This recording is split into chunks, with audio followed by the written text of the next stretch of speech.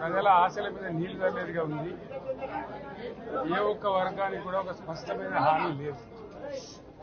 రాష్ట్ర రైతులను పొగుడుతున్నట్టుగానే పొగుడుతూ వెన్నుపోటు పొడిచింది ఈ ప్రభుత్వం. ఖచ్చితంగా స్పష్టంగా వాళ్ళ వైఖరి చెప్పినారు.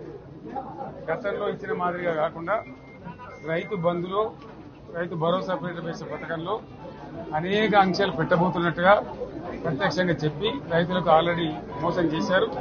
బడ్జెట్ లో వాళ్ళ నైజాం కూడా స్పష్టంగా బయటపడింది. గత ప్రభుత్వం అన్ని రాష్ట్రంలోని అన్ని వర్గాల సంక్షేమాన్ని, వాళ్ళ ఆర్థికాభివృద్ధిని కాంక్షించి అనేక పథకాలు ప్రవేశపెట్టడం జరిగింది. ఒక్క పథకం మీద కూడా ఇప్పుడు స్పష్టత లేదు. ఫర్ ఎగ్జాంపుల్, యాదవుల కోసం ఉన్నటువంటి వాళ్ళ అభివృద్ధి కోసం పెట్టినటువంటి గొర్రెల పెంపకం పథకాన్ని టోటల్ గా మూసివేసినట్టుగా మనకు అర్థమవుతా ఉంది.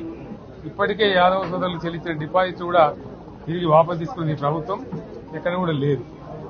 అత్యంత అడుగు వర్గాలు అని డబ్బా కొట్టినట్టు కొడుతూనే వాళ్ళ గొంతు కోసింది ప్రభుత్వం. దళిత వర్గాల కోసం గళితంలో ప్రవేశపెట్టబడ్డ విప్లవాత్మకమైనటువంటి దళిత బంధు పథకాన్ని ప్రస్తావన కూడా లేదు. ఇది చాలా దురదృష్టకరం. దళిత సమాజం పట్ల వీళ్ళకు ఉన్నటువంటి నిర్లక్ష్యానికి, వాళ్ళ ఫ్యూడల్ విధానానికి ఇంతకన్నా గొప్ప నిదర్శనం కూడా అవసరం లేదు.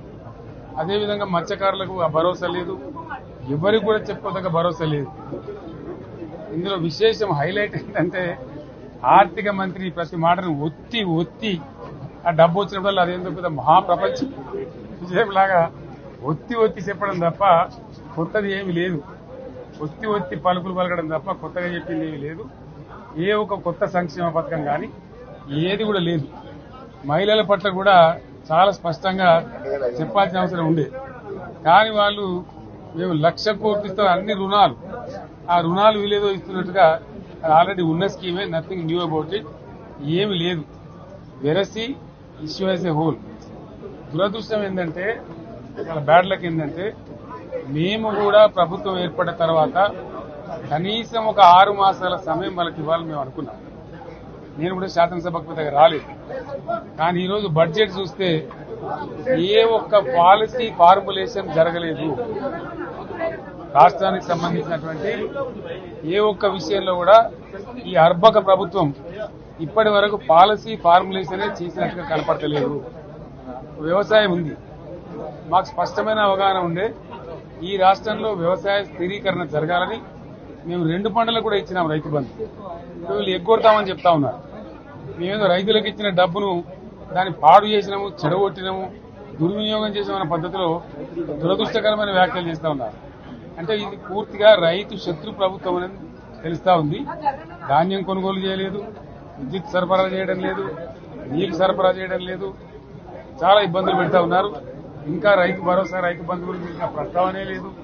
ఎప్పుడెత్తారని మా ఎమ్మెల్యేలు అడిగితే కూడా కనీసం సమాధానం చెప్తలేరు.